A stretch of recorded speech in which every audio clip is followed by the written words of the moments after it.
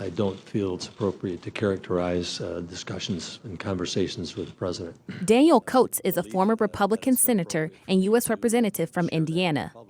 He was also an ambassador to Germany and lobbyist in Washington. Coates sometimes publicly contradicted Trump's position on intelligence matters and highlighted what it meant to work for Trump in the face of constant surprises. I think we have to be relentless in terms of calling out the Russians for what they've done. Coates publicly disagreed with President Trump over the threat posed by Russia.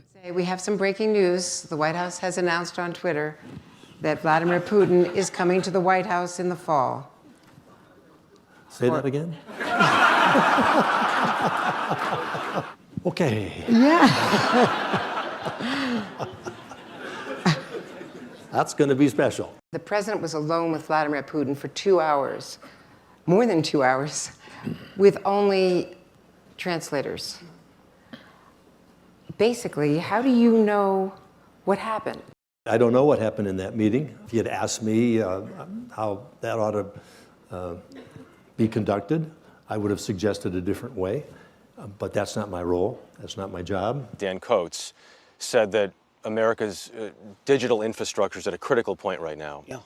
Similar to what it was like in some ways before 9/11, and that is we're susceptible to a large-scale attack. And here we are nearly 2 decades later, and I'm here to say the warning lights are blinking red.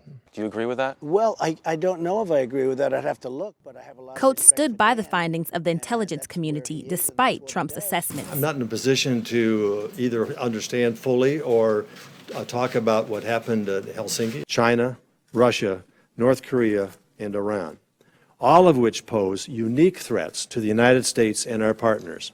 Russia's approach relies on misdirection and obfuscation as it seeks to destabilize and diminish our standing in the world.